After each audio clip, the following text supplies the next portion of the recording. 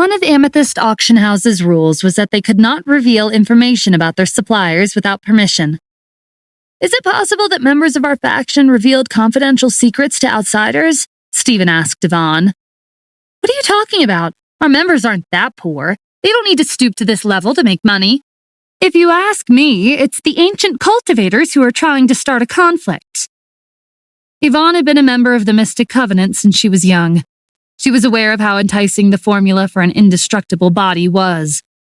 Ever since the ancient cultivators made their reappearance, it had become obvious that they were in dire need of money. They didn't have any modern weapons or equipment. The starting price is 200,000 purple gold coins, the hostess announced. 500,000. 2 million. 10 million. Stephen and Yvonne were dumbfounded by how fast the price rose. What was so useful about a questionable list of herbs on a tattered piece of paper? Missing one ingredient when brewing a potion could turn the concoction into poison. Perhaps it was because the potion was too famous, but the bidding went on for 20 rounds. In the end, it was sold for 88 million purple gold coins. Stephen's leather armor was the last item to be sold. It was so ordinary that even the hostess didn't know how to give a proper introduction. She waved at Stephen, signaling for him to come on stage and explain his product. Stephen was used to ridicule and judgmental stares. He wasn't nervous in the slightest, even though all eyes were on him as he walked up to the podium. After I was appointed honorary director of Mariah's factory, I've been researching all kinds of products. This is a high-quality product sold for a cheap price. It's out of place at a high-end auction like this, but I have enough supply to satisfy every customer. Think of it as making a profit by selling a large quantity of cheap but high-quality goods. As Stephen introduced his product, he asked the staff to distribute a few samples of the leather armor to the crowd. The guests tapped the armor, applying varying degrees of power to it. After careful inspection, they concluded that the armor's defenses were ordinary. No one was interested in it. What a waste of everyone's precious minutes. If you were here to donate in the name of a charity, everyone would have supported you. Did you think you could trick us with this piece of trash? Objectively speaking, this armor will only be effective against cultivators at the initial stage of the silver rank. It won't be able to block an attack from the weakest of my family's bodyguards. Mocking laughter sounded from the crowd. Some participants had seen Stephen during the challenge. His cultivation was low, and his performance during the first 2 rounds was mediocre. Currying favor from him would be a waste of time. Stephen wasn't fazed by the criticisms. I'm not here to sell the leather armor. I'm here to let you all know the productivity potential of a factory. In 1 month, 100,000, 200,000, or even 500,000 pieces can be produced. Weapons and equipment in the Elysian realm are handmade. As you know, the prices are ridiculously high, and these services are limited to certain cultivators and factions. Those without connections have no choice but to fend for themselves. My products may not have your desired level of defense, but they're better than walking into battle without proper gear. In addition, you're welcome to provide additional higher quality resources if you'd like our factory to upgrade the armor, or you can do this yourself. The crowd's mood shifted from amusement to interest. Their impression of Stephen had changed with only a few sentences. His business model was one of a kind. He profited from selling low-priced products in bulk, while the customers benefited from purchasing in bulk. A guest stood up and openly challenged Stephen. I'll order 5,000 pieces first and assess the craftsmanship of each one to verify your claims. May I ask how much each piece will cost? According to the rules of the auction, the final bid is up to the guests, Stephen replied. 4,000 purple gold coins per piece, the guest offered. We don't need to sign a contract. If you're not able to produce the requested amount, then I suggest you give up on the business and don't show your face here again. Stephen didn't recognize the guest, but money like this was like a drop of water to wealthy families. In 48 hours, come to the mine to collect your products. This was his first business deal, and he'd be using this opportunity to prove the advantages of high productivity. The auction ended late in the evening. The moon was high in the sky by the time Stephen and Yvonne left the hall. Yvonne chattered nonstop about the potential problems of his factory. Just as his confidence was on the verge of being shaken, the voice of one of the beasts on the mountain sounded in his mind, informing him that a group of people were attacking the mine and the factory. "Do you know who they are?" Stephen asked. "It's hard to tell." "I'm on my way. Defend the mountain as best you can, but don't do anything risky." Stephen said a quick goodbye to Yvonne and raced out of the city. When the advisor of the Thousand Hands Guild arrived on the mountain, he'd set off a series of explosions near the mine shaft to lure all the workers to one place, so he wouldn't have to track them down one by one. He and his team were waiting on the treetops, but after 3 minutes, they still didn't see anyone on the mountain. Are we in the wrong place? Where are the workers? Did they leave for the day already? The ores and crystals from the mine are piled up next to the pit. They wouldn't have left without cleaning up. Anyone can steal them. The advisor had years of experience as a mercenary. He had an ominous feeling that something wasn't right, but it didn't make sense for all the workers to have vanished. If they really weren't here, then he would just blow up the mine. The advisor reached out with his aura. He couldn't sense anyone on the mountain. He motioned for his team to search on the ground. When they landed, they were surrounded by a surge of aura. A shadow flashed next to the advisor, and a searing pain spread from his side. The assailant had swiped him with its claws, leaving behind bone-deep gashes on his skin. Fear welled up inside the mercenaries. Whoever the assailant was must have killed the workers. The beasts from the Asura realm were like predators on the prowl. Their steps were light, and they blended into the darkness of the night. They were suited to fighting in the wilderness. As a flurry of claws approached the mercenaries, they blocked with their swords, but the force from the collision knocked them back. Something's not right. They're all beasts.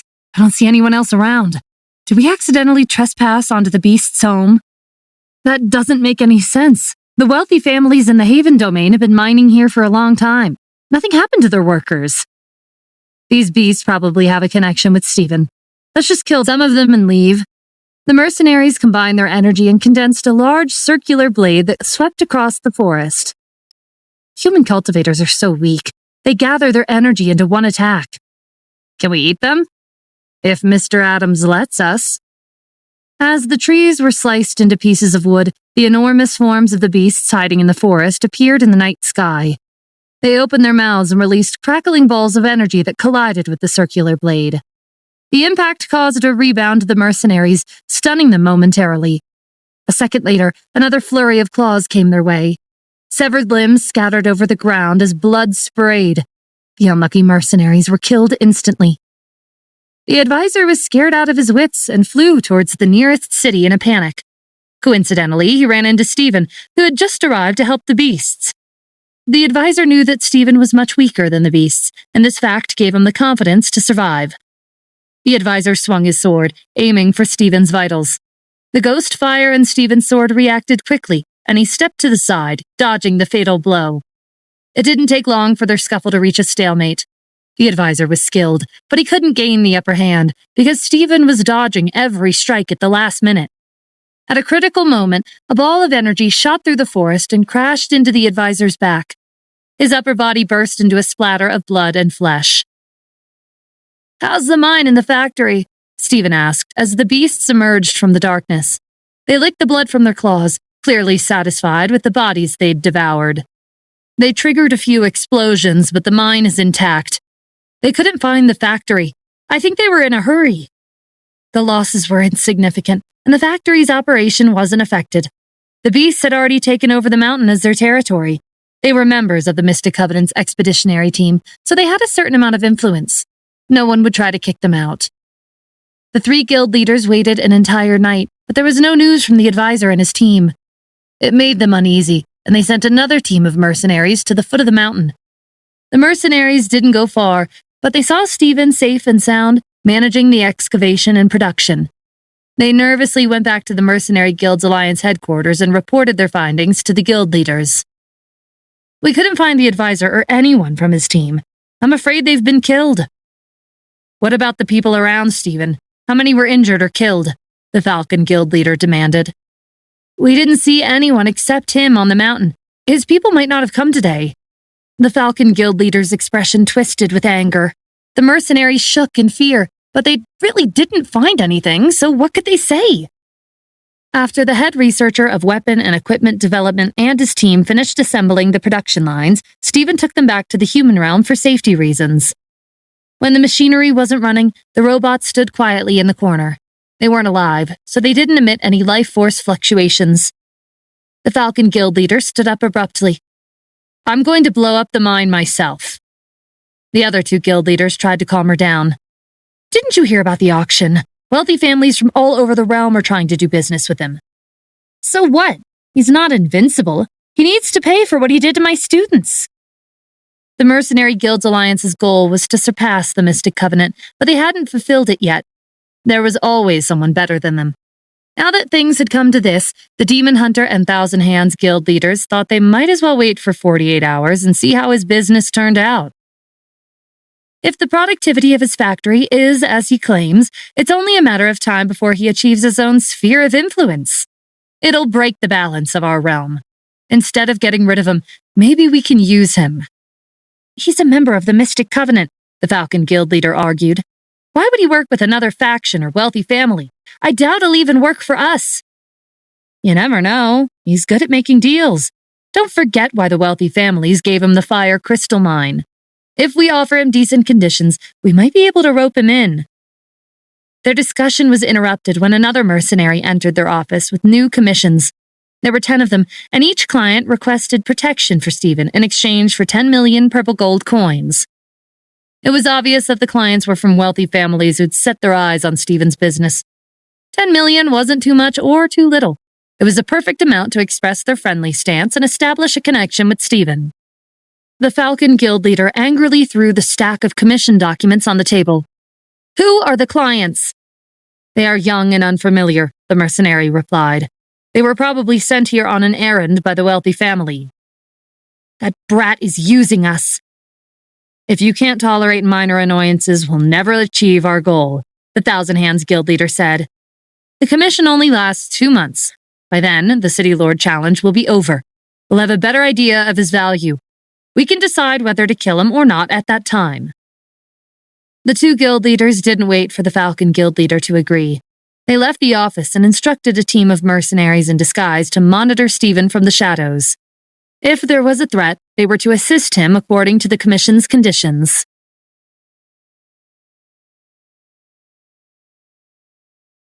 48 hours flew by in a flash. Dozens of trucks transported 5,000 sets of leather armor to the foot of the mountain. Stephen neatly packed them into boxes and waited by the side of the road for the customer who'd requested them during the auction. The customer arrived shortly after and checked the goods. He laid out the set of leather armor and threw punches as he adjusted his cultivation from the bronze to the initial stage of the silver rank. The armor was a replica of the product Stephen had shown at the auction.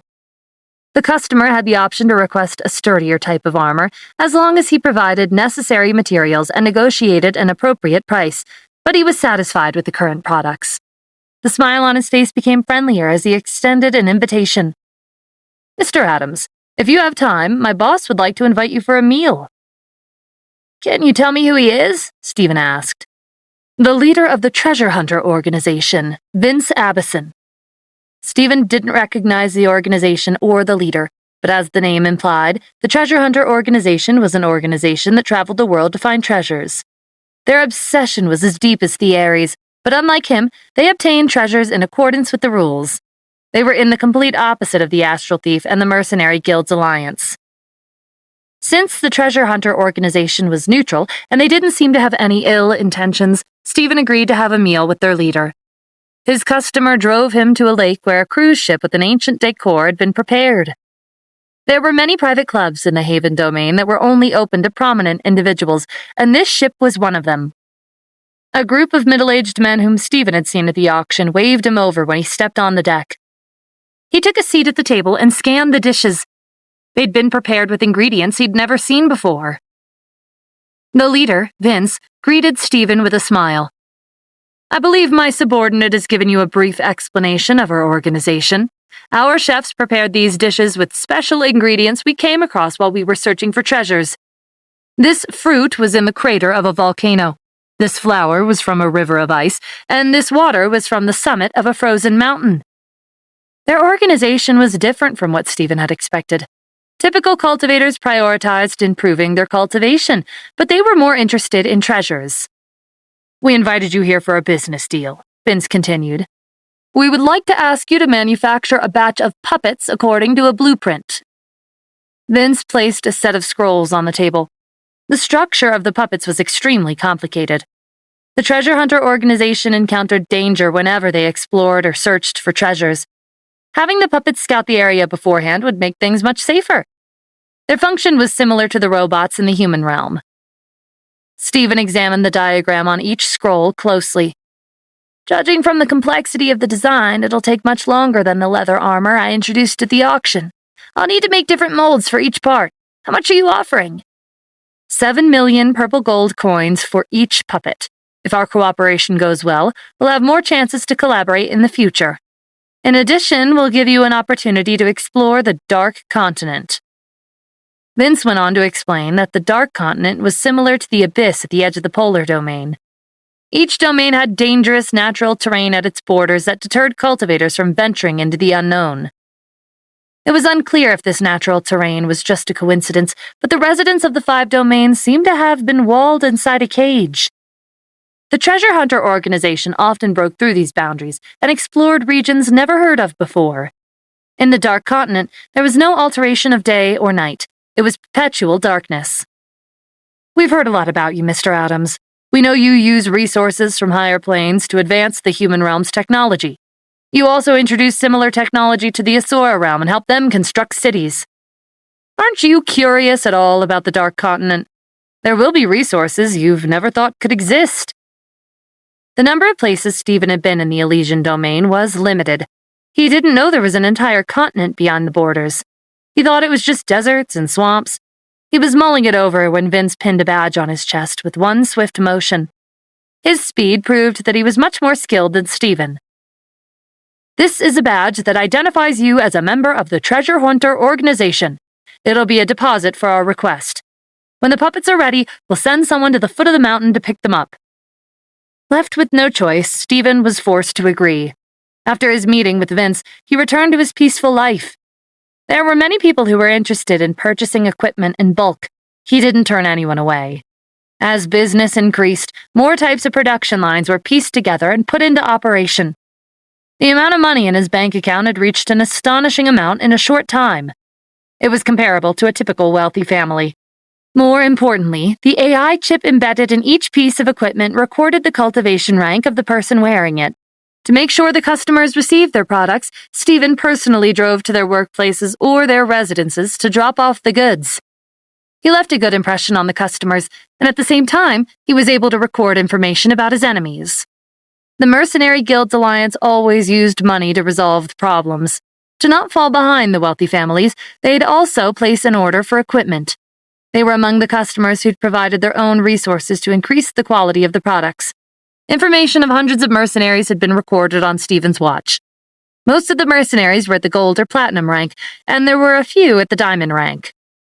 Stephen's business was in full swing, and it was time for him to check on the Mystic Covenant.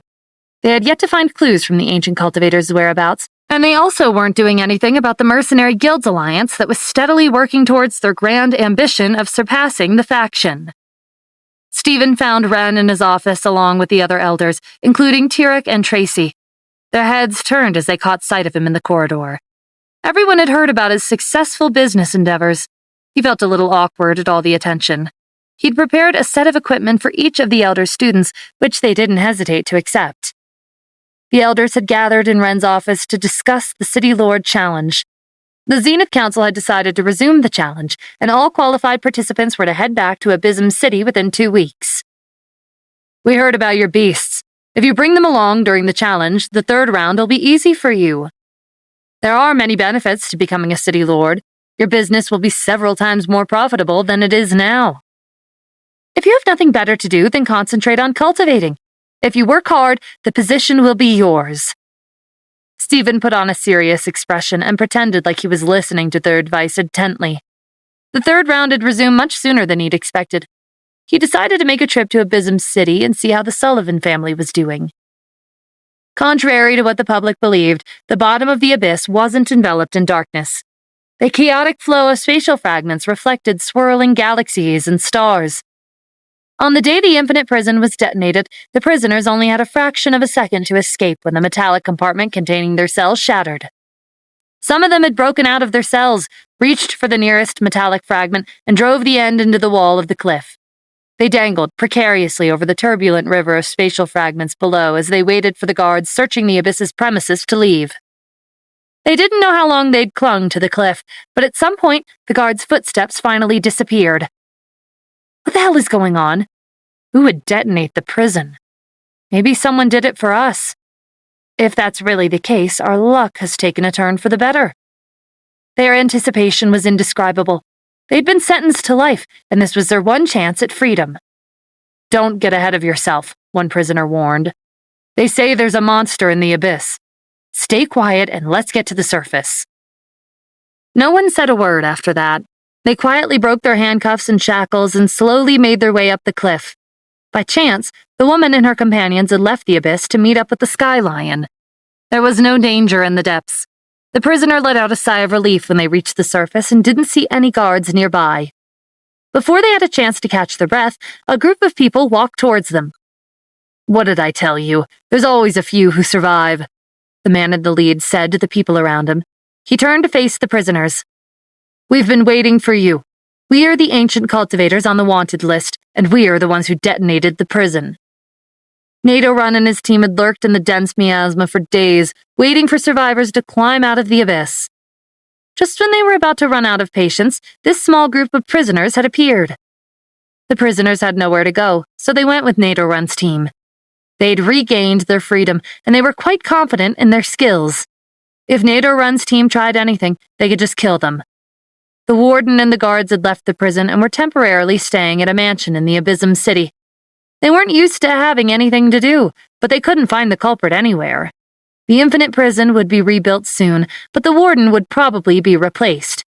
As he was lamenting his bleak future, the guards gave him a suggestion. We don't have any responsibilities right now. Have you ever thought about supporting a participant in secret and making them the city lord? It's not that simple, the warden replied. The Zenith Council is watching us. If they find out, our lives will be over. The guards didn't feel the same way.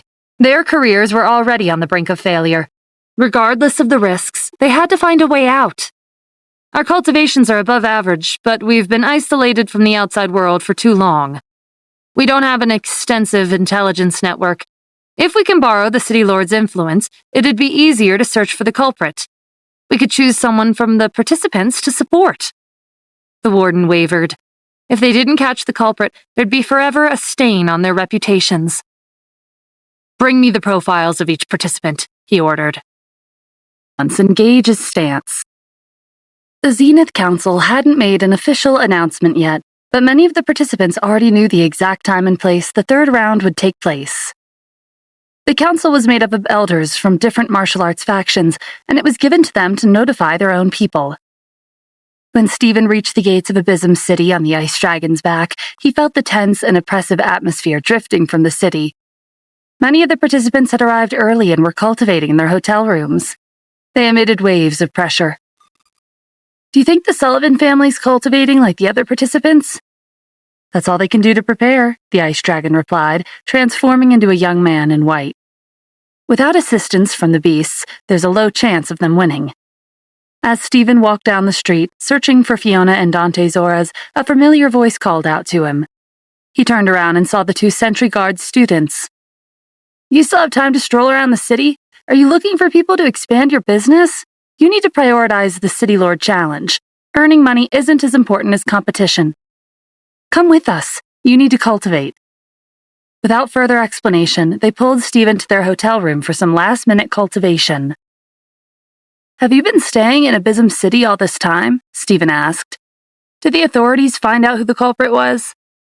There were a lot of participants who split up and investigated, but they found nothing. Don't worry about it. Let the authorities handle it. What you need to do is cultivate. The Sentry Guard students placed a stack of secret cultivation manuals in Stephen's arms. They contained records of high-level techniques. Whether you're able to comprehend the contents or not will depend on your skill and luck. Don't ever leak these manuals to outsiders.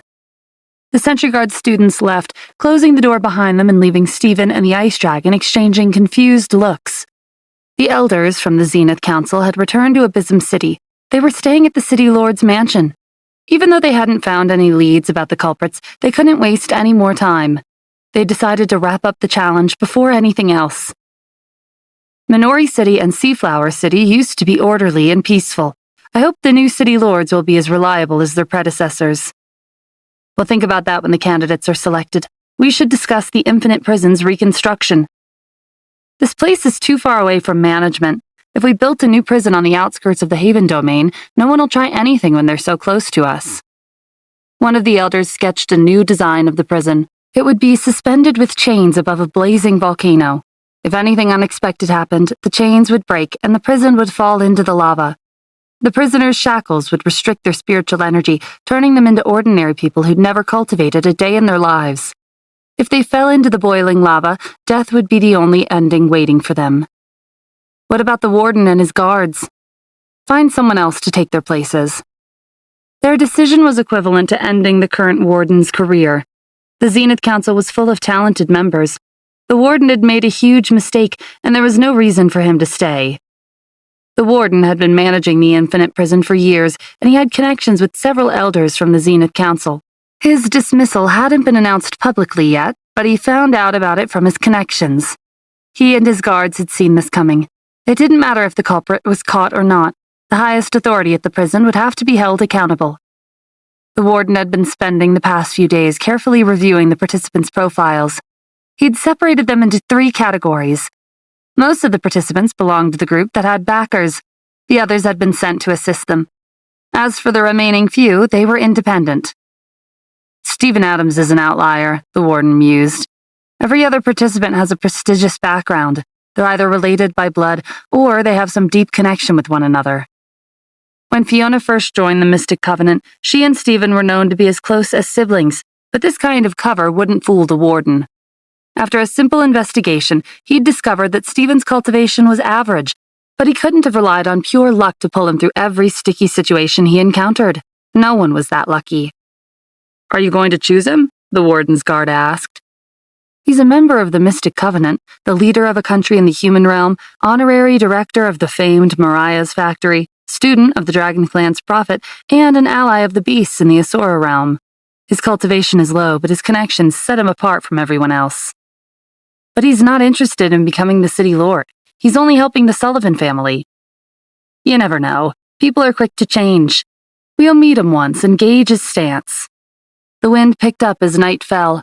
A steady stream of miasma drifted out of the abyss, shrouding the days and nights with haze. Stephen was about to enter a meditative state when he felt someone's gaze on him. He didn't know who was watching him, but the Sentry Guard students were next door. If anything happened, he would go to them for help. The Ice Dragon was also lying on the rooftop of the hotel with a full view of the city. There hadn't been anything suspicious. As Stephen was running through a list of enemies in his mind and trying to figure out who was watching him, the air in the room shifted. He opened his eyes and saw a piece of paper on the table. Someone had barged in without a sound. Whoever it was had been skilled. He cautiously picked up the paper. There was a time and place written like an invitation. Stephen called for the Ice Dragon, and they set off for a small forest outside the city. The person who'd sent the invitation was skilled, but Stephen didn't think they had ill intentions. They'd purposefully left flaws in their movements when sneaking into his room.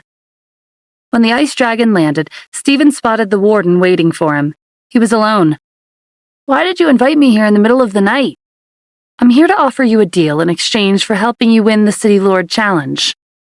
The warden didn't hide anything. He told Stephen about his predicament. After the Zenith Council made an official announcement about the new warden and the guards, it wouldn't be a secret anymore. "I've been the warden for countless years, and I've made many enemies during my career. If I suddenly lose my position, I'll be hunted down. For the sake of my family, friends, and subordinates, I'll have to settle down in one of the cities." The warden's situation was similar to the Sullivan family's. When one lost their power, it was the same as losing half of their life. "Sounds like you have a lot of confidence in me," Stephen said. "It would be more accurate to say that I believe in my judgment. If you accept, I'll help you come out on top of the challenge." Most of the participants had reached the gold rank, and some were at the diamond rank. Stephen was curious as to what the warden was planning to do to uphold his end of the bargain. Did he have a special skill? Whatever the case may be, there was nothing to lose. If the warden assisted Stephen, he might be able to help the Sullivan family maintain their position. After that, Stephen could ask them to provide a safe place in the city for the warden and his people. I'll do my best in the third round, but please understand that the result isn't guaranteed. It's a deal. Then, come with me. The infinite prison had been turned into ruins. The repeated explosions had destroyed most of the exterior, including the offices and facilities. The warden and the guards didn't have time to collect the confidential information before evacuating, and the miasma from the abyss had corroded the remainder of the building in a short amount of time.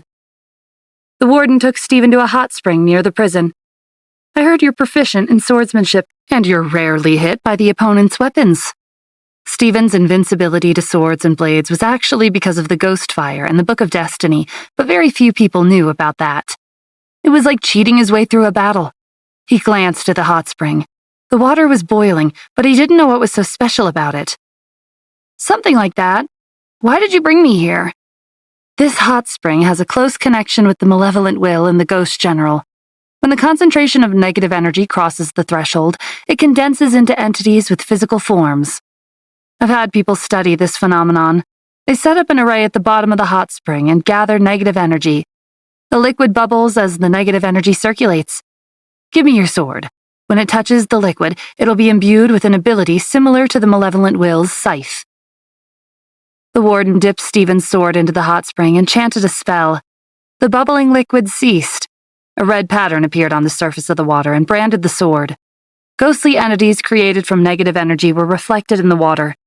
They didn't have any effect on the sword itself, but it brought out the deepest fear in Stephen's heart. I hope your mental energy is high enough, the warden said. When you activate the ability, everyone in the vicinity will be affected, including yourself. Stephen hesitated as he watched the sword being tempered in the water. I'm not sure if it's a good idea to use this ability during the challenge. Many of Stephen's customers were from wealthy families, and they'd sent people to participate in the challenge. If he turned them into walking corpses, there would be no going back. Showing mercy to the enemy is being cruel to yourself, the warden said. Focus on staying alive. If you don't kill them, they will kill you. A few hours later, all of the water in the hot spring evaporated, and the negative energy it contained was imbued into Stephen's sword. He inspected it carefully. Nothing much had changed on the outside, but he could sense a dark energy flowing within. The warden took off his ring and removed a green gem from it. He replaced the Killen's core embedded in Stephen's sword with the gem. It possessed a special ability to capture criminals. The warden had no use for it anymore, but it would be useful for Stephen during the challenge. Stephen and the warden returned to Abysm City before dawn. None of the participants were aware of their deal, but they'd already labeled Stephen as a dangerous opponent. They were afraid of his beasts. There were so many of them, and not a single one had been killed during the first 2 rounds. A bulletin board had been set up by the city gate. The time and place of the City Lord's Challenge's 3rd round was written. 5 arenas had been constructed in the open space outside the city to reduce damage to the surrounding area. The 3rd round had yet to begin, but there were many participants who came to check out the arenas in advance, hoping that information they gathered would be useful. Stephen stayed in his hotel room, studying his sword's new ability. Fiona dropped by for a visit. It's so rare to see you cultivating. Are you ready for the 3rd round? Stephen asked. I'm not sure how much I can help in the arena. Fiona sighed. I don't know. We'll just have to do what we can. As the 3rd round of the City Lord Challenge approached, the noisy streets quieted down. The Lord of Abysm City had ordered the guards to be on lookout for anyone suspicious. He suspected that the culprit behind the Infinite Prison's destruction might attack again during the 3rd round. Everyone who wasn't a guard was required to return to their hotels or residences and prohibited from loitering on the streets. 2 days later, the participants gathered outside the city. A few elders from the Zenith Council were the hosts. One of them picked up the microphone and read the rules out loud. There are 5 domains in the Elysian realm, so we've decided to set a time limit of 5 minutes for each battle. 10 participants will enter the ring at the same time, and only 3 will move on to the next match. If there are more than 3 participants remaining at the end of the 5 minutes, everyone in the group will be eliminated. No one knew who came up with the rules, but they maximized efficiency and ensured that the weakest participants would be weeded out in the shortest amount of time possible. Only 3 out of 10 participants would make the cut. When the number of participants dropped to a certain number, they would finally begin the challenges. The participants' name cards were placed on a wooden chest. The hosts reached inside and randomly pulled out the names of 10 participants. The first battle began shortly. Thick smoke billowed, and flames spread across the arena. The participants used large-scale techniques that attacked everyone in the ring. With every technique, at least one participant was blown away by the shockwave. 5 minutes wasn't a long time, but if a few participants who happened to be on the same side were selected, the match ended even quicker. While Stephen was watching the battle in the ring, the grandson of Amethyst Auction House's CEO, Holden Ruiz, went up to him and started complaining. If they keep going at it like that, the arenas will collapse. You don't approve of their fighting style? The best method is to kill your opponents silently. Holden's confidence made Stephen wary of him. He didn't know how many of the participants the heirs to wealthy families like Holden had hired, but money drove people to the brink. They were merciless. Fiona Sullivan's performance isn't too bad, Holden praised. The ringing from her bell affects mental energy and penetrates armor. Fiona had started a slaughter in the arena. Her clothes were dyed red with blood, attracting many gazes from the audience. Are you concerned about being matched with her? Stephen asked. Holden laughed. She's skilled, but her strength is far from enough. I was just commenting on her performance. I hope there won't be any hard feelings between us if we're in the same arena. The Ruiz family had been managing Amethyst Auction House for centuries. Their members had an eye for potential and the extraordinary. Holden saw something special in Stephen. He had more beasts on his side than any other cultivator. His personal cultivation was average, but if he summoned all of his beasts, it would more than make up for his weaknesses. Holden held out a stack of documents. Mountains, lakes, and mineral veins. We also have villas and mansions in the best locations in the Haven domain. Feel free to choose what you want. All I ask is that you forfeit if we're matched together. I'm sorry, but I'm not accepting any deals in the final round. It's not a guarantee, Holden said. Who knows? Maybe one of us will be eliminated before we're matched with each other. It's just a precaution, and it works in your favor. You'll benefit regardless if we meet in the ring or not. Stephen turned him down again, and Holden didn't force him. They turned back to the arena and resumed their commentary on the matches. The speed at which the participants were eliminated was much faster than the elders had expected. In a battle between cultivators with similar strengths, one move could decide the outcome. Finally, it was Stephen's turn to enter the arena. The participants he was matched against were all unfamiliar faces. As soon as he leaped into the ring, a torrent of energy swept the platform. Each arena was limited in size, but flying was allowed if it was within the boundary. Stephen leaped into the air as the storm of energy sliced some of the participants to pieces. The remaining participants were about to chase after them when the ice dragon appeared in a flash of blue light. The ice dragon detached its scales, and they swept past the participants, tearing into their flesh as a blizzard turned them into ice. The frozen participants collapsed on the platform and shattered. Although the time limit was 5 minutes, most battles ended in 3. At least 20 matches were completed within an hour, conducting 5 matches in 5 separate arenas at a time, speeding up the third round at an astonishing speed. Half a day later, the initial stage of the third round came to an end. The hosts instructed their subordinates to clean up the arenas and repair them. Stephen scanned the participants. There were less than 50 remaining. Some of them were seriously injured and had lost the ability to continue. They'd only won because they were among the final 3 participants to remain standing during their match. It was a temporary victory and an undeserved reputation. The participants were stuffing medicinal pills into their mouths like they were candy, but it wasn't enough to recover to their peak conditions. The Lord of Abysm City's gaze was on the 5 famous heirs: Holden Ruiz, Grayson Lynn, Todd Gallagher, Rodri Parsons, and Alyssa Monroe. They're all talented, but only 2 will be selected. The Lords of Minori City and Seaflower City have skilled representatives, but whenever city lords were challenged in the past, they never succeeded in maintaining their position. They were always replaced. This challenge has practically been decided. 2 of the 5 heirs will take over their positions. For the final round, the Zenith Council had gone with the typical elimination system, a fight to the death. Stephen is unpredictable, one of the elders replied. None of us have truly seen his beasts in action at full strength. He's not a true cultivator if he needs help from the beasts, the Lord of Abysm City argued. Why not? Another elder said. The 5 heirs entered the challenge with their own assistants. How is that any different from Stephen's beasts? 2 of the elders had high expectations for Stephen in the final round. They believed that even if he didn't use a single technique, his beasts would sweep the arena. Everyone knew that during the first 2 rounds, he'd wiped out the mercenaries with assistance from the beasts. This proved that he was hiding his true abilities. 18 participants surrendered as they watched the staff clean the gore from the arenas. It wasn't worth it to keep fighting when they had no chance of winning. The 3rd round resumed in half an hour. There were so few participants left that they didn't need to use all 5 arenas. The one in the center was enough. The host read out 2 familiar names. The participants in the first match were the previous lords of Minori City and Seaflower City. Stephen frowned. I doubt this is a coincidence. It's not going to end well. The hosts don't want the previous city lords to maintain their positions, but my dad's not a pushover, Fiona said. Even if he doesn't win, he can hold his own. Aside from praying for Dante, there was nothing they could do to help. As city lords, the Lord of Seaflower City and Dante were technically old acquaintances, but they would have to fight with their lives on the line in the ring. They didn't feel good about it, but neither of them had a choice. The Lord of Seaflower City casted a domain, turning the arena into a garden. The fragrance intoxicated the spectators, forcing them to let their guard down. Dante condensed a phantom of an enormous ancient bell and leaped to the top just as it chimed.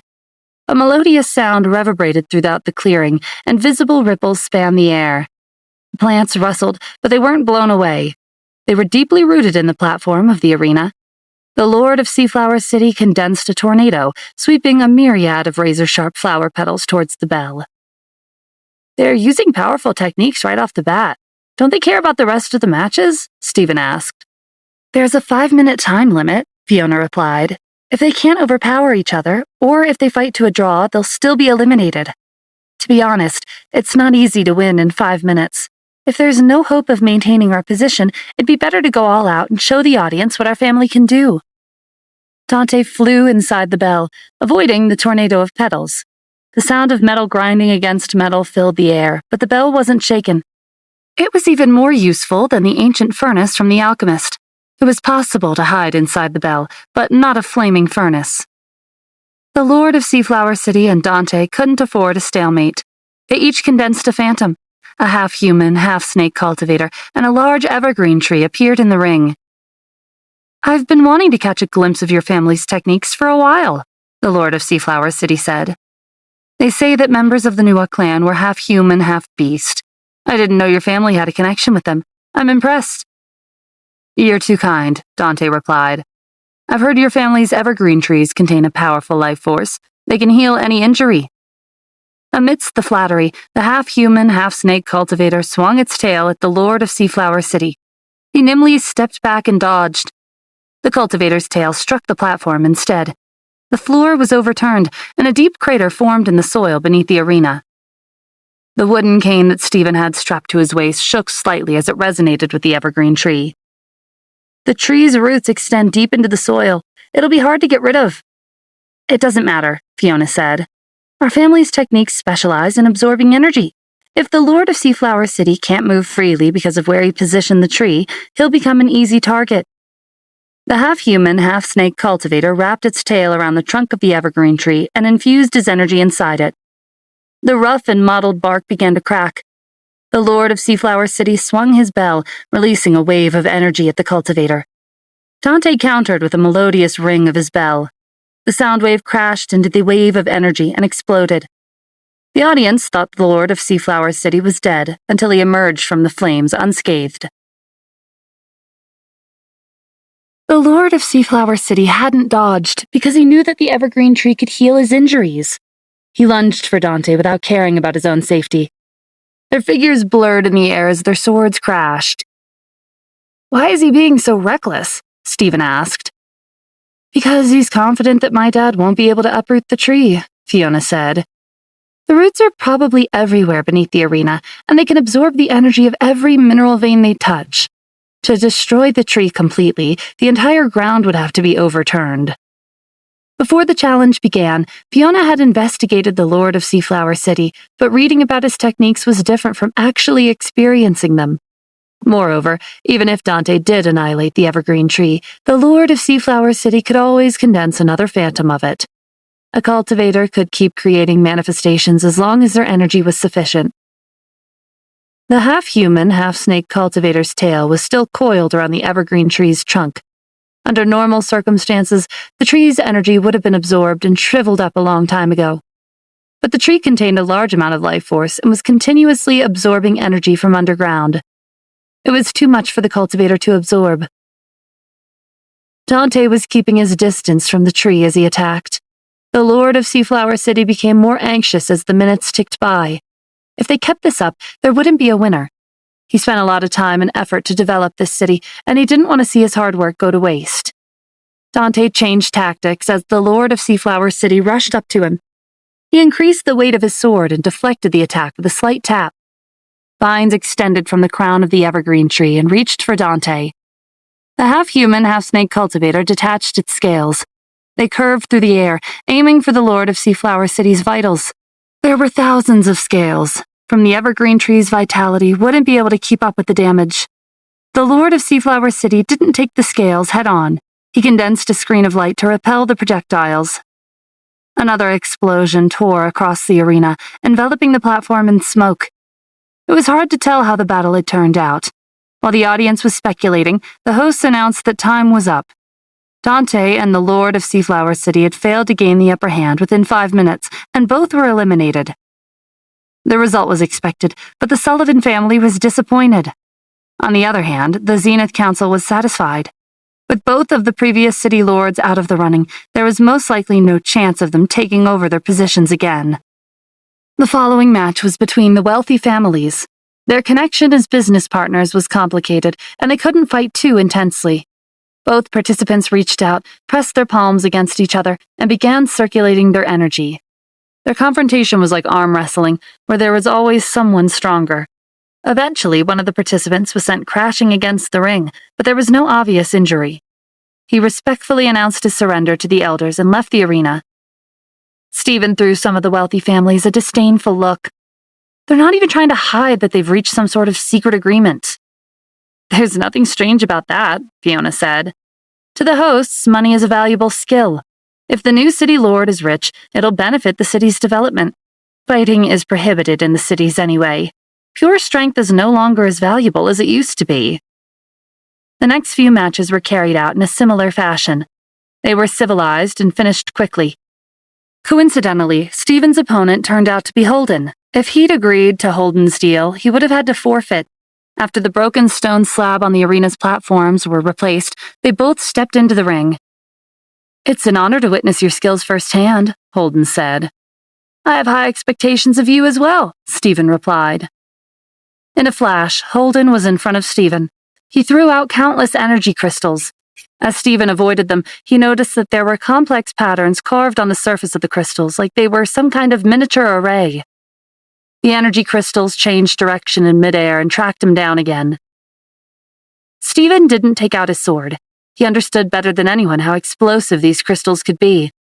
They were comparable to grenades. Stephen summoned the threadworms, and they coiled around him, hiding him from view. The threadworms opened their mouths and sucked in air, along with the energy crystals. Holden was surprised. He was expecting a big explosion, but it didn't happen. The threadworms had absorbed all of the energy inside the crystals in an instant. Holden gave up on using hidden weapons and drew his sword instead. The blade extended, reaching past the threadworms and curving towards Stephen. The threadworms condensed a rain of iron sand and deflected the sword. A layer of sand piled up onto the platform and Holden's clothes, weighing him down. Stephen summoned the ice dragon and flood dragons. They whipped up a storm of white and black gusts of wind. Holden leaped out of range and condensed a phantom of a bull beside him. It charged at Stephen with a huff. The threadworms blocked its rampage with their bodies and swung their tails at the same time. The ice and flood dragons dove for Holden with outstretched claws. He managed to block them with his sword, but he was still knocked back several feet. If they attacked again, he'd be pushed out of the arena. Holden reached into his pocket and pulled out a copper coin. He tossed it in the air, and it shot towards Stephen at a blinding speed. Stephen raised the wooden cane to block, but when the coin approached the cane, it turned into an illusion and phased through. It turned real once more as it struck Stephen in the shoulder. Its power invaded his muscles, bones, and internal organs and restricted the flow of his inner energy. "There's nowhere to run," Holden said. "To show my goodwill, I'll toss you out of the arena instead of crushing your body." All of the wealthy families were aware of the superior production capacity of Stephen's business.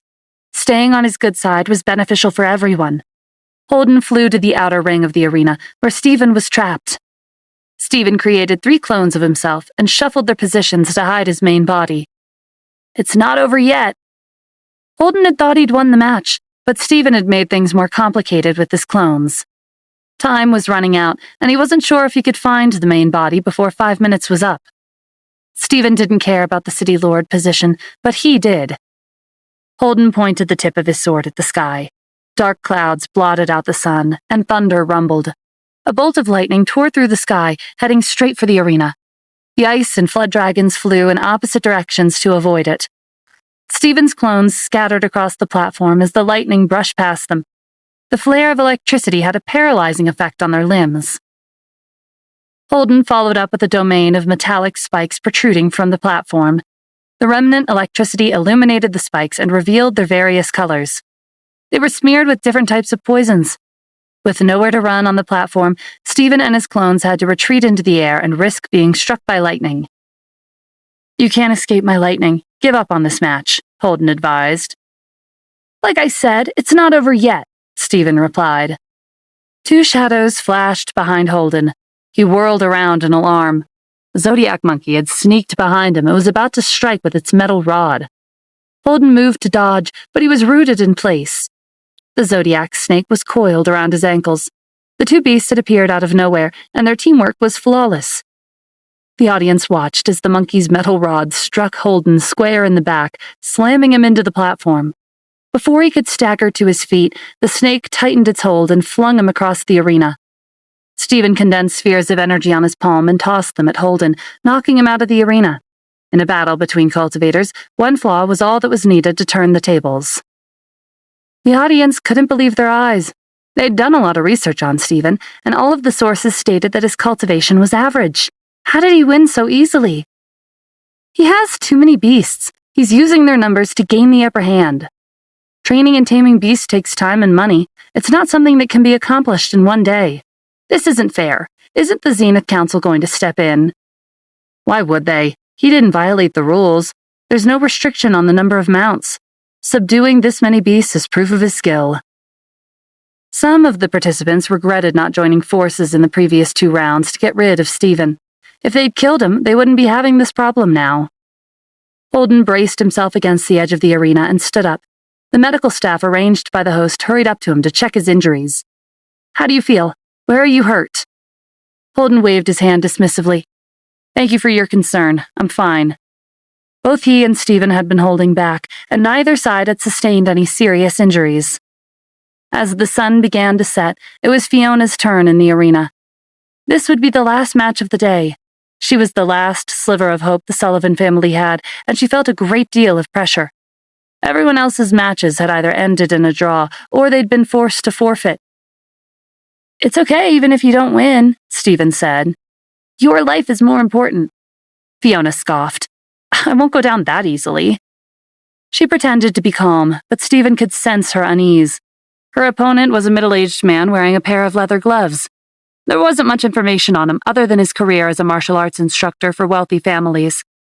If they trusted him that much, he must have a unique skill set. The hosts announced the start of the match. The man was the first to initiate an attack. He rushed towards Fiona with clenched fists and unleashed a flurry of punches as fast as lightning. Their after images were like endless waves about to sweep Fiona off her feet. She infused her energy into her sword as her aura surged. She evaded the man's fists and slashed through an opening in his attacks. The man's arm bent at an unnatural angle, as if his limbs didn't have any bones. He brushed against Fiona's sword and deflected her strike. Upon contact, a layer of green moss appeared on the blade, and the light encasing her sword dimmed. Fiona sheathed her sword and leaped back, rubbing her palms to relieve the pain. Her face was pale, and she was trembling slightly. With one glance, Stephen knew it was poison. He summoned the flood dragon, who appeared as a young man in black. The poison was transmitted to her body through her sword. Can you get rid of it? The flood dragon nodded. He was born as a poisonous snake and was in the process of evolving into a true dragon. He'd come in contact with numerous poisons in his lifetime. The man flashed a gentlemanly smile. Miss Fiona, don't force yourself. Forfeit while you still can. Don't look down on me, she spat.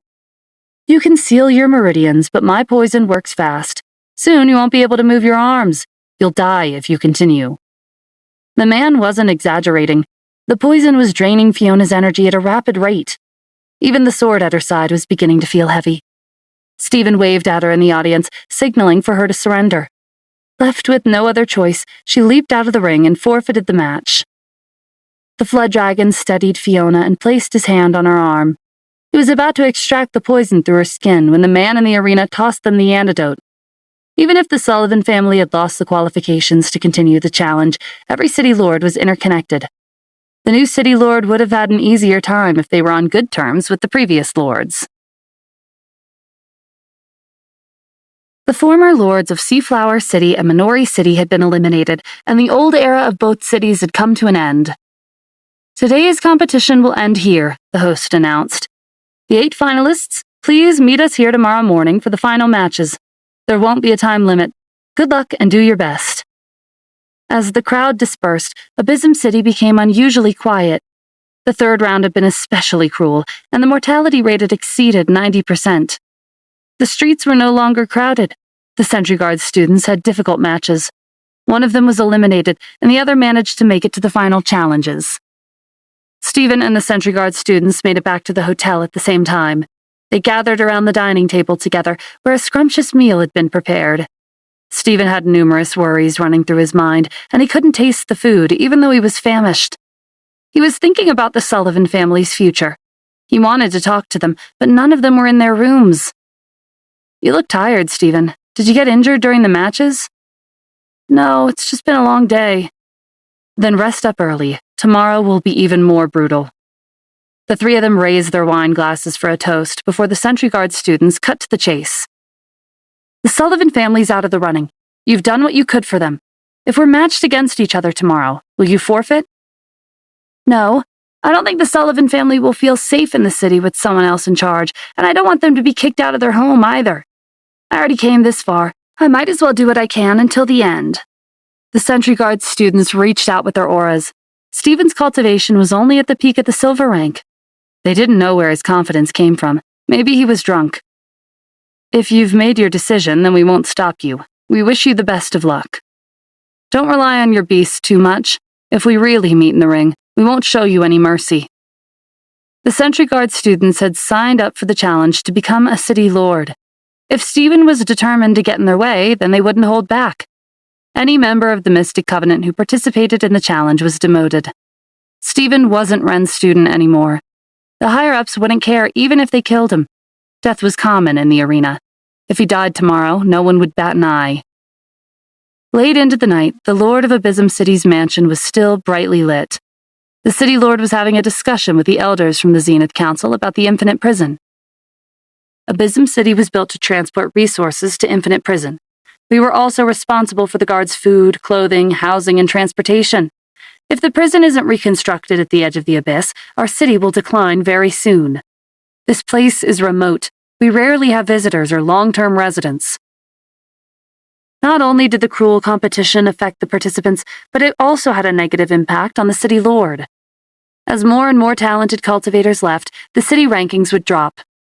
One day, his position as the city lord would be challenged. Unfortunately, it won't be possible, the elders sitting next to the city lord said. It's not convenient to construct a prison in such a remote area. It'll be moved to the outskirts of the Haven domain. What about the future development of Abysm City? You'll have to come up with a solution yourself. The Lord of Abysm City cursed the elders inwardly. The mountains and rivers were barren, and resources were scarce. What solution could he possibly have? Were the elders expecting him to develop the abyss, a mysterious and dangerous crater that emitted corrosive miasma, into a tourist attraction? The thought was laughable. The Zenith Council presided over the domains. They wouldn't change their minds for a small city in the middle of nowhere. The survival of the fittest was part of the natural law. If Abysm City continued to decline, it would eventually be removed from the list of cities in the polar domain. Even if the City Lord was replaced over and over, the situation wouldn't change. To revitalize the city's economy, a large amount of money, resources, and talented cultivators were needed. The participants had deep backgrounds, but most of them had perished today, and the outside world's impression of Abysm City had plummeted further. Finding a solution was an impossible task. The short night passed in the blink of an eye. When the sky began to breathe, the 8 participants were already seated, waiting for the challenge to resume. Stephen, one of the Sentry Guard students, the middle-aged man with leather gloves, Rodri, Alyssa, and 3 others were the only participants remaining. They were sitting in the audience, sizing each other up. "Your auras are strong," the Sentry Guard student whispered to Stephen. "Your match won't be easy today." "That's nothing new. I'll just see what I can do and how far I can go." The Sentry Guard students were curious as to whether Stephen was hiding his true abilities. If they were matched together, he'd have a chance to witness his skills firsthand. The others weren't in the mood for chit-chat. They waited quietly. Soon, the elders from the Zenith Council and the Lord of Abysm City arrived. The arena had been refurbished and repaired to its original state. "The final matches of this year's City Lord Challenge will begin now," the host announced. "We'll find out who our 2 new City Lords will be by the end of the day. Good luck, and don't hold back if you don't want any regrets." Stephen was in the first match. His opponent was a young man with an ordinary appearance and an unusual name. Stephen drew his sword for the first time since the 3rd round began. The negative energy coursing through the blade brought out fear in the audience's hearts. Even the elders could feel it. There's something strange about Stephen's weapon. It feels like the malevolent will in the Ghost General. I wasn't really paying attention to his weapon in previous matches, but I think he used a wooden cane. This is the first time he's taken out his sword. Maybe his sword was tainted during the first 2 rounds, but weapons with negative energy aren't against the rules. To win a battle, one had to use any means necessary. Being polite or friendly wasn't a priority, but Stephen took the time to remind his opponent before resorting to force. "I know you sense the negative energy in my sword. It's similar to the malevolent will's scythe. I suggest you forfeit." The man gave Stephen a contemptuous look. He'd already come this far, and fear of death wouldn't help him become the City Lord. What was the point in saying all of this nonsense? "You're quite honest. I would give you some advice too, but there's nothing special about my blade. I just like to slice my opponents into thousands of pieces." As soon as the man finished speaking, he vanished and reappeared in front of Stephen with the blade 3 inches away from his forehead. He was so fast that the spectators thought the match was over. At the last second, Stephen stepped to the side and avoided the blade. The man caught a glimpse of a sword to his left and leaped back, but it was only one of Stephen's clones. Stephen's main body reappeared in the rear and slashed at the man's back. Blood seeped through the man's clothes, but he didn't think too much of it. He tossed a medicinal pill into his mouth and prepared to charge again. He stopped abruptly when a strange feeling seeped into his mind and spread to his internal world. An internal world represented a cultivator's comprehension and imitation of the real world's laws. It was an essential part of the cultivation process. If it was destroyed, their mind and consciousness would be affected. The man felt like 1,000 needles were piercing his mind. In less than half a minute, his eyes turned dull and his skin turned gray. His movements were stiff and uncoordinated as he stood up. Stephen grabbed his collar and threw him out of the arena. The medical staff ran up to the man to check his condition as the host announced that Stephen was the winner of the first match. The other participants cast him wary glazes as he walked back to his seat. Becoming a walking corpse was worse than death. When did he upgrade his sword? Sustaining minor injuries is common in battle, but one scratch will turn you into a walking corpse. The malevolent will's scythe was exactly like his weapon. Maybe he picked up a scythe and melted its materials to upgrade his sword. If he's our opponent, we'll have to keep our distance and use long-range techniques. The man with the leather gloves was in the second match. Similar to his match with Fiona, he made the first move. He set off an explosion that covered the arena with smoke. His opponent sensed something amiss when dark green gas mixed with the smoke and leaped into the air to avoid inhaling the poison. Long-range techniques did nothing to disperse the smoke. It was like mud tossed into the sea. As the poisonous mist continued to spread, it gradually rose into the sky. Minutes later, dark clouds covered the sun, and thunder rumbled overhead. The man's opponent was quick to catch on. The rain that was about to fall would be laced with poison. He didn't see any chance of winning, so he decisively left the arena and announced his surrender. In the following matches, the Sentry Guard student was eliminated, saving him the embarrassment of fighting with Stephen and his strange weapon. One of his arms was broken, but his internal organs were safe and sound.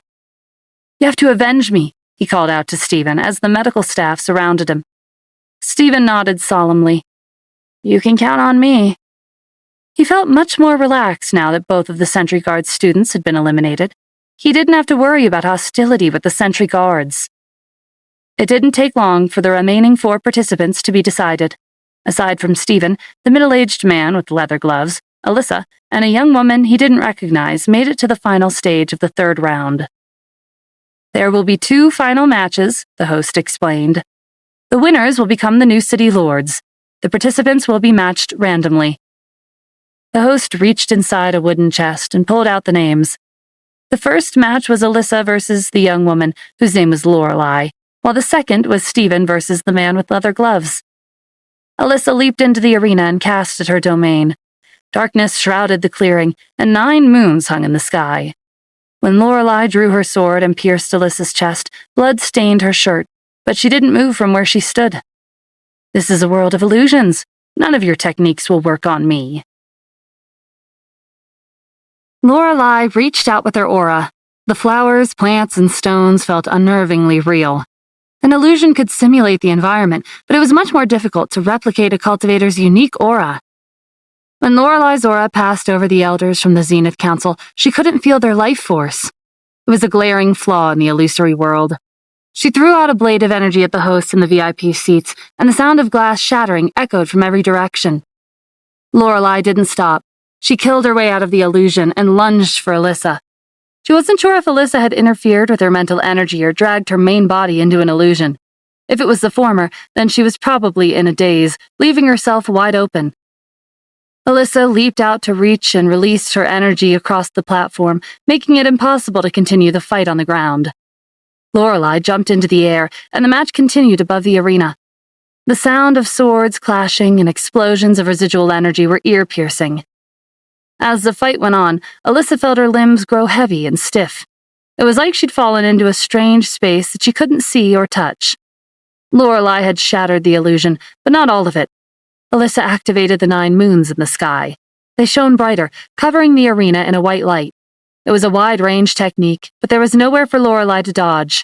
She condensed a barrier of energy to protect herself, and when the white light reached her, it didn't hurt. A layer of white powder appeared on her skin. Before she could figure out what it was, the powder spread and covered her entire body. Alyssa summoned a phantom of a badger. It crashed into Lorelei's body, and the hardened white ball of powder fell out of the arena. Alyssa grinned, knowing that victory was hers. But she'd overlooked one thing. The hosts hadn't announced the end of the match, which meant that it wasn't over. Beams of energy bombarded Alyssa from her blind spot and pierced her arms, thighs, and back. Blood gushed from her wounds, and this time it was real. A ray of light shone at the center of the arena, and Lorelei stepped out of it like it was a rift in space. Only then did Alyssa realize that she'd made a fatal mistake. Lorelei specialized in spatial techniques. It was easy for her to escape the hardened white powder if she was capable of opening spatial rifts. But it was too late to realize this now. Alyssa's life was hanging by a thread. Lorelei sent her flying out of the arena with a kick to the chest. The hosts announced the winner of the match. Stephen was glad he'd been paired with the man with leather gloves instead of Lorelei. He wouldn't have known how to deal with spatial techniques. The ability to open spatial rifts, her next attack would always be unpredictable. She could appear anywhere on the platform. The staff cleaned up the arena, and in a few minutes, the final match of the City Lord Challenge began. The man was brimming with confidence as he stepped into the arena. He wasn't in a hurry to make his move. "Your sword is unique, I have to admit. Its abilities are kind of frightening. You're not participating in the challenge because you're interested in the City Lord position. Why not forfeit in exchange for favorable conditions? I'm not from a wealthy family, but I am their martial arts instructor. I have extensive connections. I should be able to fulfill your request, whatever it might be." The wealthy families have offered me the same deal, Stephen replied. I refused them, and I'm going to turn you down too. The man's eyes turned cold, and his glove emitted a faint glow. If that's what you've decided, then so be it. A dark green mist spread throughout the arena. Stephen leaped into the air out of range. He took a handful of poison jades that he'd borrowed from the Sky Lion before coming back to the Elysian realm. The black spheres swirled around Stephen and steadily absorbed the poisonous gas. A vacuum appeared with him at the center. Like the other participants, the man was well aware of Stephen's connection to the beasts. He'd have a higher chance of winning if he killed Stephen before he had the chance to summon his beasts. The man rushed into the air and held out his hand, condensing a gust of wind with a pungent smell. Stephen didn't know how many types of poison were contained in the man's leather gloves, but he didn't want to find out. He swung his sword, dispersing the poisonous wind and stopping the man from coming closer. The man knew that one scratch from Stephen's sword could be fatal. As he was retreating to the ground, the poison jades flew after him. Even if the Sky Lion's poison couldn't kill him, his bones would break upon collision with the spheres. They packed a powerful force. The Zodiac Beast's familiar voice sounded in Stephen's mind. When are you going to summon us? We've barely fought in your matches. The challenge will be over soon. Weren't you hibernating in my spiritual world because you were too lazy to cultivate and wanted to absorb the power of faith from my internal world instead? Stephen asked. Did you already reach a bottleneck? We're bored. We need some exercise. The Zodiac Beasts had been watching Stephen's match, and they didn't think there was anything special about this opponent. They might as well use him as practice. You can join if you want to, Stephen agreed. A brilliant light enveloped the clearing. The powerful fluctuations in energy triggered the defensive array around Abyssum City as the Zodiac Beast appeared next to Stephen. Did you fuse already? You're going to scare him away. He's going to surrender before you have a chance to fight. Last time, the Zodiac Beast had borrowed Killian's form when they fused. This time, they appeared as a young man with several characteristics of beasts. He had horns, a tail, and patches of shimmering scales on his skin.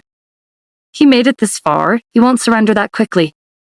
Stephen's opponents could feel that the young man who'd appeared out of thin air was much stronger than him. He put some distance between them and circulated his energy, preparing for a fierce battle. Summoning your beasts isn't going to save you. I've absorbed countless types of poison while I was perfecting my technique, and that includes poisons from beasts. As a martial arts instructor, Stephen's opponent was more experienced and knowledgeable than most cultivators. Otherwise, the wealthy families wouldn't have chosen him to guide their cultivation. Without your poisonous mist, what else can you do? The Zodiac Beast retorted. The young man held out his hands towards the cloud of green gas drifting across the arena. A beam of light struck the center of the platform, and an indescribable explosion swept the clearing. Smoke blotted out the sky and turned day into night. A pit hundreds of feet deep appeared in the ground where the arena used to be. Every defensive array in Abyssum City was activated. The city walls engraved with symbols shone with golden light. Countless buildings collapsed in the aftermath. The weaker cultivators were injured from the shockwave. The city was barely saved, but the arena's audience seats and VIP seats had disappeared. The elders from the Zenith Council, the Lord of Abyssum City, and the others had to run right before the explosion set off. They'd summoned all kinds of phantoms to block the shockwaves. Don't play dead. We didn't target you. Come out and fight. The Zodiac Beast's voice was deafening in the midst of the destruction. The middle-aged man appeared from the smoke and dust drenched in blood. His clothes and leather gloves were in tatters. He wasn't hit directly, but the explosion had almost crushed him. No matter what the middle-aged man did, it would just be to show in the face of absolute strength. If the beast set off a few more explosions of the same scale, Abyssum City would be wiped off the face of the map, while he would be turned to dust. A wise man submits to the circumstances. The middle-aged man announced his surrender. The spectators didn't return until a few minutes later with lingering fear in their hearts. The elders from the Zenith Council handed Stephen and Lorelei separate tokens. One side had vivid micro-engravings of the city, while the other was an engraving of their faces. The tokens served as proof of their new identities. You'll officially take over your positions within 10 days. In the future, someone will be assigned to help you with the administrative matters. The greater your authority, the greater your responsibility. If you don't manage your respective cities well, you'll risk being removed from your position. The City Lord challenge ended in an unexpected way. Fortunately, there were a few spectators, and the strength of the Zodiac Beast was only spread through rumors. After the challenge, Stephen went to the small forest outside the city. He wasn't in the mood to visit the Sentry Guard students and check on their condition. Pretending to be friends was tiring. The warden showed up not long after. "Congratulations on becoming new city lord. I thought upgrading your sword would help you, but you only used it during one match. Your beasts were strong enough to get you through the challenge." "It's true that I didn't use it too much, but it'll come in handy in future battles," Stephen said. "When will you be coming to Minori City?" "Right away. There's no reason for us to stay in Abysm City. The prison is in shambles and we've lost our positions." "I haven't forgotten our deal. I wasn't planning on becoming the city lord, but I'm not as familiar with the Elysian realm as the Sullivan family. You and your subordinates have experience in management. I'd be grateful if you could help me out here and there." The elders of Zenith Council who were associated with the Mystic Covenant had spread news of Stephen's victory the moment the challenge ended. When Stephen arrived at the Mystic Covenant's headquarters to visit Ren, the atmosphere was different from the last time he was here. Wreaths, lanterns, red carpets, and promotional banners were everywhere. Stephen was at a loss for words. He was expecting to be kicked out of the faction as soon as he walked past the door, but the elaborate decorations celebrating his new position were shocking. It was just a simple challenge. It wasn't like he'd be the city lord forever. While he was standing there in a daze, Ren and the other elder students rushed down the stairs and surrounded him. As fellow members of the faction, if they wanted to do business in Minori City, all they would need was Stephen's approval. "You're incredible, Stephen. There were thousands of participants, but you killed your way to the top. I wanted to watch the third round of the challenge myself, but it's too bad it wasn't open to the public. When are you going to attend our training sessions and teach us your secret techniques?" They chattered nonstop, not giving Stephen a chance to speak. He knew he wouldn't have made it to the end of the challenge if it weren't for the beasts from the Asura realm. During the last match, he was more surprised than anyone else when the Zodiac beasts unleashed that destructive explosion. He hadn't realized that they'd been accumulating their power in his spiritual world and were itching to let loose. If he didn't want to accidentally annihilate a city, he'd have to be more careful in the future. Ren cleared his throat, interrupting the chatter. The noisy crowd calmed down and dispersed. Stephen hurriedly followed Ren up the stairs back to his office before anyone else could stop him and bombard him with endless questions. The elders, sentry guard, and emissaries had friendly smiles on their faces when they saw Stephen. After hearing about his victory, they'd unanimously decided to set up an exclusive office for him on this floor. "If you have any questions, let us know. Our faction's development depends on ambitious cultivators like you." Aside from maintaining the peace across the 6 realms, the Mystic Covenant also had to earn money to sustain their faction. Cultivators consumed large amounts of resources while cultivating. In a sense, money was equivalent to strength. That was how the top 4 wealthy families in the Haven domain had risen to the top without much effort. If the Mystic Covenant established a business partnership with Stephen, they could support each other. The residences of the former lords of Minori City and Seaflower City had become desolate. Dante was in his study, pouring himself a glass of wine. He'd thought that the Sullivan family had a chance of keeping their position with help from Stephen and the beasts, but the Zenith Council had repeatedly changed the rules into new ones that weren't in their favor. "Stephen will be visiting us soon. It's time for our family to withdraw." "Our family has a friendly relationship with him," Fiona said. "At the very least, we won't be kicked out of the city to fend for ourselves." Stephen smoothly took over Minori City within a few days. The city had an administration building specifically for the city lord and management departments. The management personnel were waiting for Stephen at the administration building when he arrived. They handed him information on the staff and city accounts. He flipped through the pages, carefully reviewing the documents. With the exception of Abysm City, most of the cities had developed in a similar direction, and their management was more or less the same. The captain of the city guards will temporarily take on the position of a martial arts instructor. He'll be in charge of training the combat personnel. The supervisor of the business department will be in charge of logistics. He'll be responsible for warehouses and supplies. Everyone else will continue their usual responsibilities. I'll arrange follow-up tasks after assessing their performance. No one objected. Their silence made Stephen feel a little awkward. He looked around, but he didn't see anyone from the Sullivan family, not even Dante. As the former city lord, shouldn't he have a lot of work to handle before passing on his position? "Where's Mr. Dante? Is he here?" It's not necessary to invite him, one of the staff said. He's an ordinary resident of Minori City now. There's a lot of work to be done, and I'm not sure where to start, so I was hoping to ask him for advice. As the new city lord, you have the authority to implement new rules and develop the city as you please. Mr. Dante isn't the city lord anymore. The fact that he lost the challenge means that his skills were lacking, and his presence has no value here. Stephen wasn't expecting Dante's closest subordinates to give up on him the instant he lost his position. It was a good thing he hadn't attended the meeting. Stephen dismissed the staff and headed to Dante's mansion to visit him. In a few days, some of Ren and the other elder students would be coming over to assist. The warden and his subordinates were also settling down in the city. When everyone was here, managing the city would be much easier. Dante was unusually polite when Stephen arrived. There weren't that many people left in the mansion. Most of the Sullivan family's bodyguards and staff had taken the initiative to leave to avoid getting caught up in the repercussions. It wasn't my intention to become the city lord, Stephen said apologetically. To tell you the truth, I was also surprised by how strong my companions were. You don't have to apologize. You won the challenge. The position is rightfully yours. If there's anything you need help with, feel free to let me know.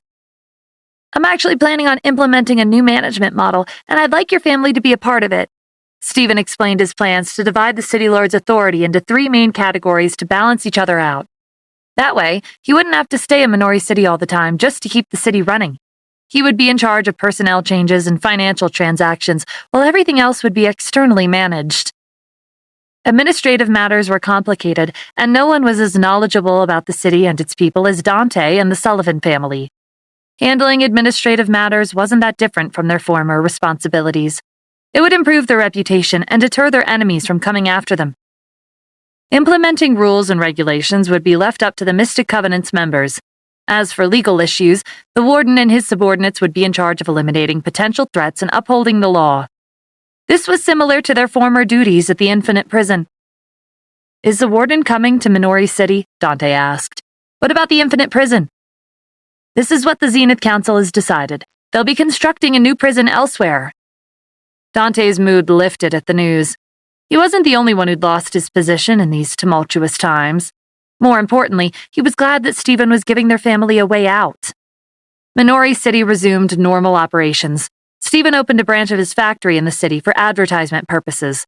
He displayed various exquisite weapon models alongside his trademark products. Mass production and low prices were his business's biggest advantages. Guards from neighboring cities stopped by to place an order.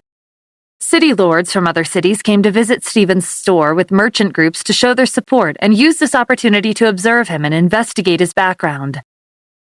There's impressive variety among your products, Mr. Adams. Minori City will prosper with you as their leader. It's just a small business. Thank you for coming to support me. Many of my products are crudely made. They may not suit your tastes. Not at all. Your business model is unique. In truth, the city lords weren't interested in conventional weapons and equipment like leather armor or swords. Stephen led them to the counter where models of cannons and artillery shells were displayed. After a long period of improvement, the cannons that the Asoras developed had become almost an entirely different weapon. They had varying caliber, ammunition, trajectories, and warheads.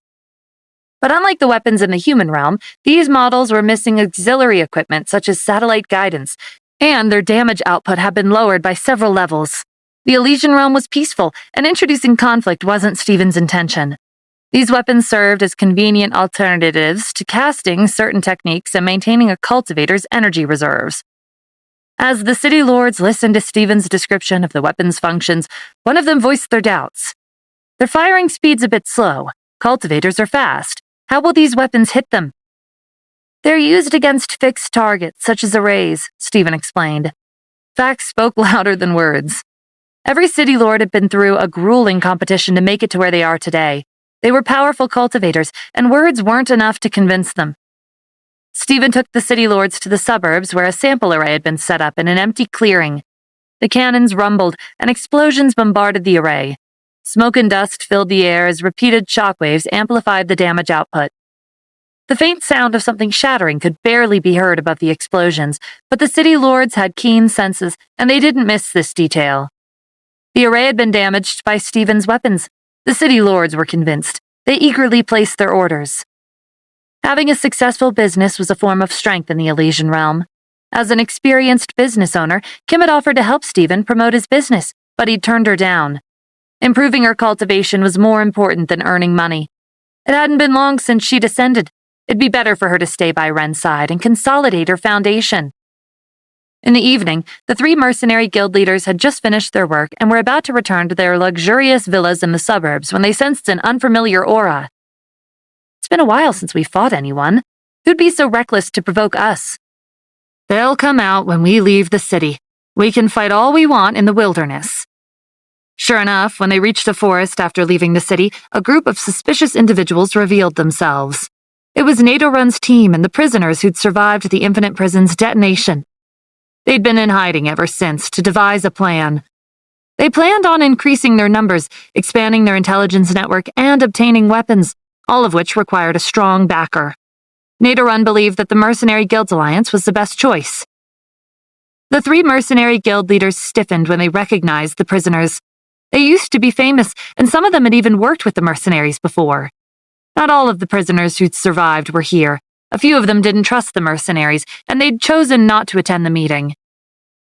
There are rumors that you attacked the Infinite Prison, but there hasn't been any evidence.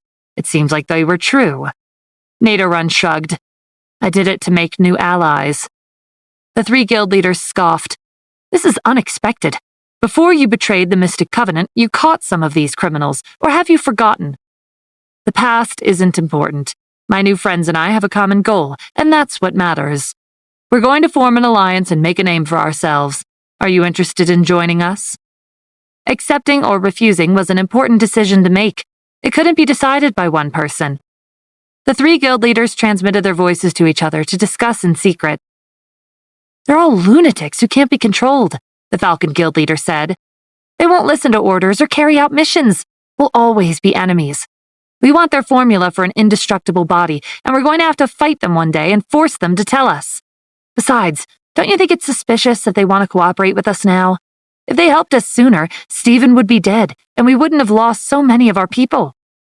They have high cultivations. I'm sure they can carry out missions. Nadorun's team and the prisoners hold a deep grudge against the Mystic Covenant. We've been trying to suppress the faction, and it'll be easier with their help. We should focus on accomplishing one goal before attempting another. The Demon Hunter and Thousand Hands Guild leaders were adamant about seeing this cooperation through, and the Falcon Guild leader couldn't raise any more objections. Nadorun demanded an exorbitant price for their partnership. In exchange for helping the mercenaries complete their missions, they would receive a large share of the reward. Information also had to be shared. The guild leaders agreed to his terms and provided them with a secret base as their hideout. Following the end of the City Lord Challenge, there were never-ending conflicts between the wealthy families. Their representatives had been at each other's throats during the challenge, and many of their members had been killed. They couldn't vent their anger on the Zenith Council, so they targeted each other instead using the Mercenary Guilds Alliance. No one was brave enough to provoke the wealthy families except Nadorun's team and the prisoners. The conflict was getting out of control, and several city lords had contacted the Zenith Council for help. The challenges have always been brutal, but this has never happened before. Someone is playing dirty. The city guards can't resolve the issue on their own because the conflicts are happening outside the cities. Are there any leads? The victims were all participants in the City Lord Challenge. This is clearly an act of revenge. The elders fell into deep thought. They didn't have the authority to interfere with the personal vendetta between wealthy families. Fighting was only prohibited in the cities, not outside. This was a world where the strong were respected. However, this many large-scale battles and deaths in a short period of time challenged the order of the realm. The Zenith Council was an organization formed by several highly respected members from martial arts factions. They had the authority to manage important matters, but they rarely interfered through force. The members were from different factions, and they had different stances. Things would get messy if there was internal strife. Only the city lords can manage the wealthy families. We'll ask them to review a list of businesses in their territories and use that as leverage to make the wealthy families stop causing trouble. Letting the city lords clean up this mess is the best solution.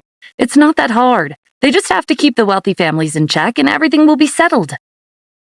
Stephen was in Minori City when his secretary at the administration building informed him of an official notice from the Zenith Council. The Zenith Council will be assessing the City Lord's economic performance. If you rank among the top 10, you'll have the chance to visit the Floating Cloud Palace for a reward.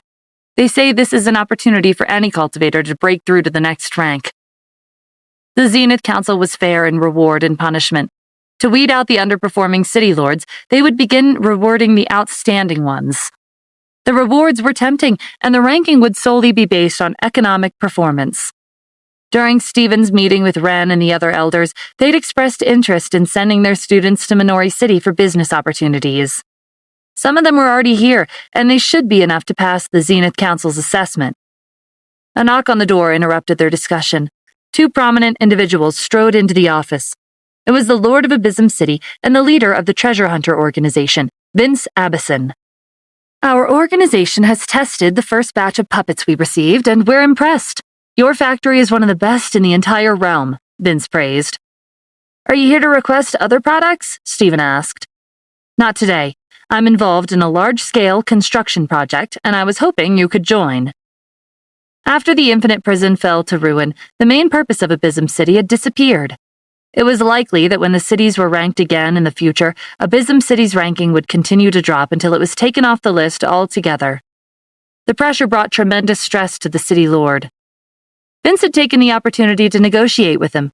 The Dark Continent was located in the outer region surrounding the 5 domains, and this was the primary site of exploration for the Treasure Hunter organization. However, they needed a more convenient route to the Dark Continent, and Vince proposed to construct a bridge over the ruins of the Infinite Prison and the Abyss to the other side. This required full support from Abysm City. If the bridge was constructed, the Treasure Hunter organization would frequently pass through the city and encourage the development of various industries that weren't possible before. Stephen didn't agree right away. He had many questions. What's the budget? How long will the construction be? And how much profit do you think this will earn? Will it be enough to revitalize Abysm City? It costs about 800 billion purple gold coins to build a bridge, the Lord of Abysm City said. This is a large sum, and if I empty the city's finances, our ranking will drop too fast to be practical. I'm here to ask for your help. If you're willing to split the costs, I'll prioritize distributing the profits to you when the city begins to prosper. Stephen had his fair share of experience in projects like these. He wasn't easily fooled. The most critical issue was that the ratio of investment to output. The Treasure Hunter organization frequently visited the Dark Continent, but most cultivators in the realm had never ventured beyond the 5 domains. They wouldn't know what lay beyond. These profits aren't a guarantee. We don't know how much your city will develop after the bridge is constructed. If no one was interested in exploring the outside, our efforts would have been for nothing. I have the funds you need, but I can't invest in this project. Abysm City is scarce in resources. It won't be possible to earn several hundred billion purple gold coins in a short amount of time. If you have a request, please let me know. Mr. Vince and I are interested in seeing this project through. Stephen was silent as he thought it over. Then an idea came to him. I know a way to earn the funds you need. There are numerous bounties across the realm for the ancient cultivators. The Mystic Covenant is offering 50 billion, while the Zenith Council is offering 10 million. The cities they've attacked, they've also put up on their own bounties. In total, it's 30 billion. In addition, the wealthy families that were robbed have put up bounties under their own names, and this total amounts to 10 billion. Adding these bounties together, we'll receive 100 billion in rewards if we catch the ancient cultivators. If we do succeed, I'll invest 300 billion. I knew you'd have an alternative, Vince said with a smile. The ancient cultivators pose a great threat to the human realm. They're a thorn in your side, and who'd be qualified to track them down and take them into custody if not us? It sounds like you saw this coming. I did. Vince placed a small wooden box on the desk. There was a round creature inside that looked like a lump of flesh. It contracted and expanded at regular intervals. The world was big, and it was full of strange life forms. Stephen didn't know what this creature was. I brought this creature back from the Dark Continent. When it comes in contact with living beings, it'll assimilate with them and turn them into a pile of rotted flesh. The ancient cultivators are well known for their indestructible bodies, but they're not invincible. Stephen was curious, but he didn't dare touch the creature. Vince's plan was simple. He was going to hold an exhibition in Abysm City and show the public the wonders of this creature.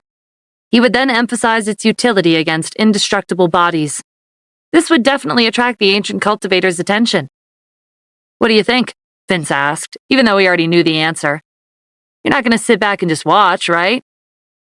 You're technically doing me a favor, so of course I'll provide assistance. Great, I'll hold the exhibition in 20 days. We'll begin construction right after we obtain the necessary funds.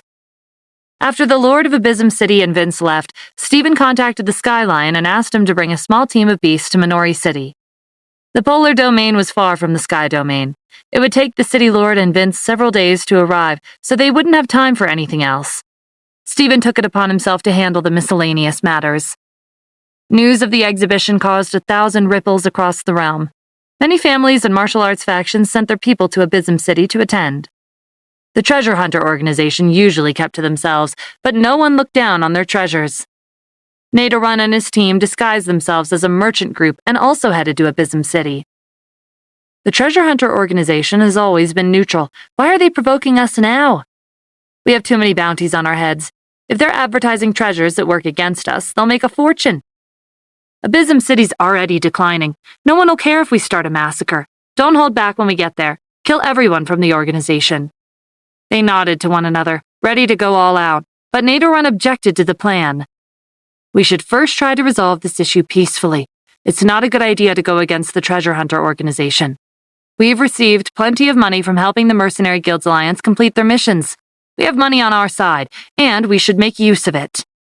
It'd be safer to talk things out instead of resorting to force. It didn't make sense for the treasure hunter organization to hold an exhibition and reveal their treasures for no reason. They were probably planning on auctioning them. Naderun was interested in the Dark Continent, and if there was an opportunity to work with the treasure hunter organization in the future, he wouldn't hesitate to take it. He'd even settle for a single, reliable map. No one would be able to find them if they set up a base in the Dark Continent. On the way to Abysm City, Naderun noticed familiar faces pass them by. They were all wealthy families that he and his team had stolen from. They were going to Abysm City to confirm the treasure hunter's claims about a treasure that was effective against indestructible bodies. Naderun was glad that he'd had the foresight to disguise himself. With this many enemies around, his team was bound to be recognized. The outskirts of Abysm City had changed drastically. During the competition, the Zodiac Beast's explosion had annihilated a radius of 50 miles.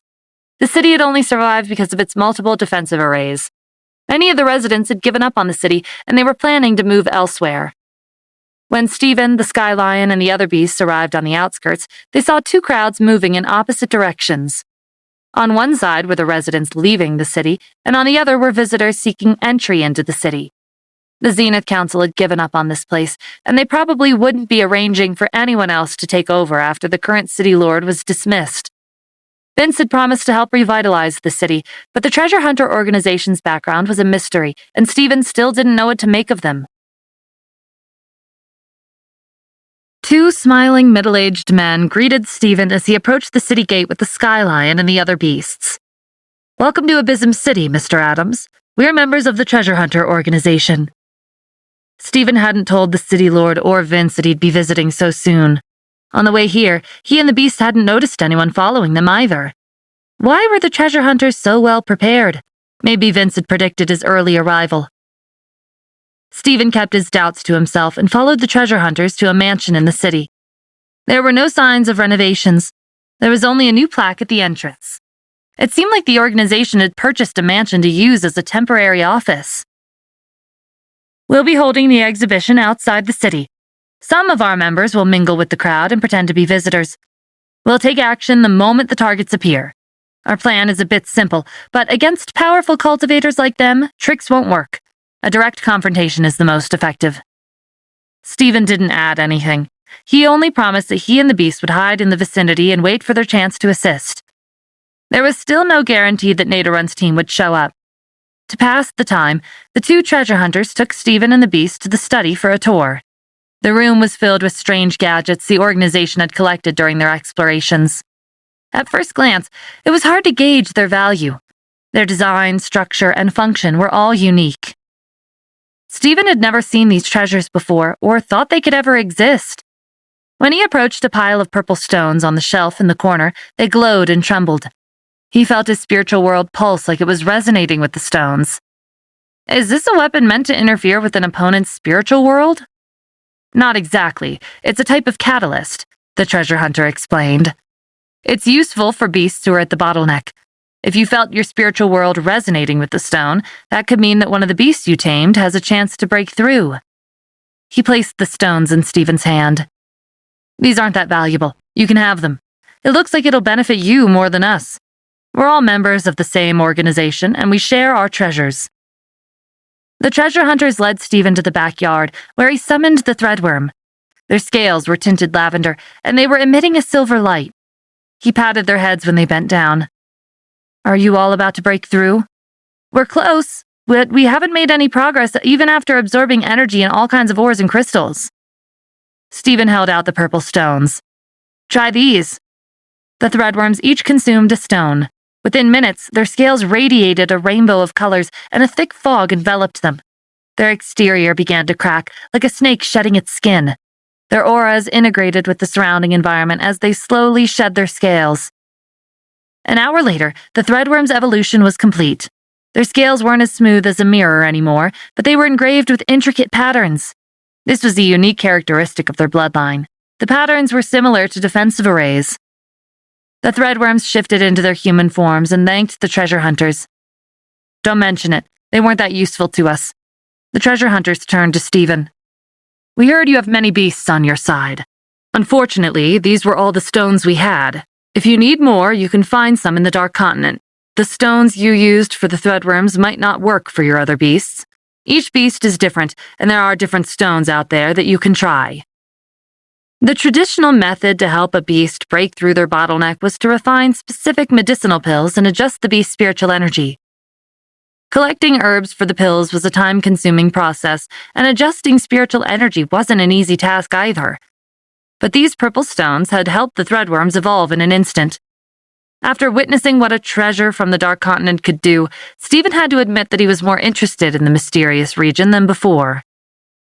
Stephen returned to the study with the treasure hunters and listened intently to their descriptions of each treasure. You have so many treasures in your possession. Has your organization ever encountered the astral thief? We've met him before, and we actually struck a deal. He gave us a few of his treasures in exchange for intelligence reports from martial arts factions. I'm surprised he agreed to a deal. It doesn't fit his personality and profession as a thief. The treasure hunters laughed. The astral thief and our organization have different methods, but both of us get what we want in the end. The astral thief knows that there's no benefits to provoking our organization. We outnumber him. Ever since Thierry regained his memories and left Luciano's residence, Stephen hadn't seen him or Tristan since. Maybe they'd show up at the exhibition. The treasure hunters arranged guest rooms for Stephen and the beasts at the mansion to give them a place to stay while waiting for the exhibition to begin. As the days passed, famous big shots from across the realm arrived in Abysm City. One of them was Holden Ruiz. He found out where Stephen was staying and dropped by for a visit. You couldn't have come all the way for nothing, Mr. Adams. You're here to make a deal with the treasure hunters, am I right? You always have business opportunities around you. Stephen chuckled. Aren't you here for the same reason? How are your injuries? I hope I didn't go overboard during our match. Thanks for your concern, but I'm fine. I heard about the beast you summoned during the final match of the challenge. It could have easily killed me with its explosion. I should thank you for holding back. Holden had lost the chance to become a city lord, but he didn't hold any grudges against Stephen. This was an important quality of every merchant. Holden placed an assortment of jewelry on the table as a gift. He was here with a request. The treasure hunter organization operates independently. They rarely offer up their treasures to auction houses. Would you be able to introduce us to the organization? Holden's request wasn't difficult, but Stephen wasn't sure how Vince would react. Members of the organization travel a lot. I don't run into them too often. If there's a chance, I'll bring up your request. Amethyst Auction House is as influential as a martial arts faction, and you have many talented cultivators as part of your staff. Why not form your own exploration team? Our family has set up branches throughout the realm, and we have access to plenty of treasures, but we're not professionals like the treasure hunters. We've never explored the outer region of the 5 domains. The terrain is complicated, and the Dark Continent isn't easy to get to. Money was important to the Ruiz family, but the risk of venturing beyond the domain and into the Dark Continent were too high to be worth it. Not everyone was a daredevil like the treasure hunters. The organization is planning on building a bridge to the Dark Continent. They have concluded that the Abyss is the best place for it. There are ways to block the miasma to make a crossing to the other side much safer. Are you interested in investing? It's the quickest possible way to establish a connection with the treasure hunters." Holden's reaction to the bridge was the same as Stephen's when he'd first been told about the project. "I'm not sure about that. It's a large-scale project with no clear profit. If you're interested, you don't need to make a huge investment. You can take out some pocket money. The organization isn't monopolizing the Dark Continent. They'll permit you entry as long as you're an investor. To them, you're a valuable business partner to have." Holden considered it. "Okay, I'll invest $2 billion after the exhibition. We'll also send personnel to supervise the project. On that note, I have another proposal for you. Your business is doing well, but your sales channels are somewhat limited.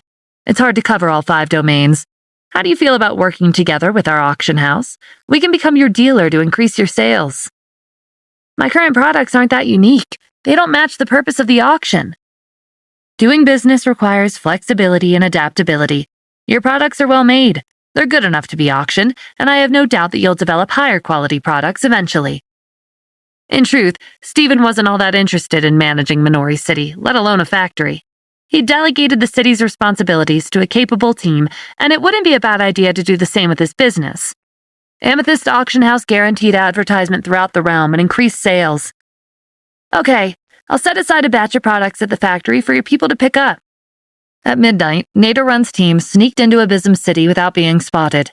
The city was declining, and the city lord didn't have enough funds to maintain the same number of guards. Security was lax. It was easy for Nadorun's team to move into an empty house that was vacated recently. "I saw a signboard with the Treasure Hunters organization's logo on it," Nadorun said. "They're already here. The treasure that they claimed was our weakness. It should be somewhere in the city.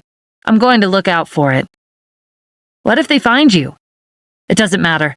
Visitors from all over the realm are here for the exhibition. I won't stand out." Nadorun changed his outfit and wandered the streets, searching for a suitable target. He spotted a bodyguard from a wealthy family and followed him into an alley. By the time the bodyguard realized that he was being followed, it was too late. Nadorun pressed a finger to the bodyguard's forehead and transferred his energy into him. There was a slight resistance, but 30 seconds later, the bodyguard was under his complete control.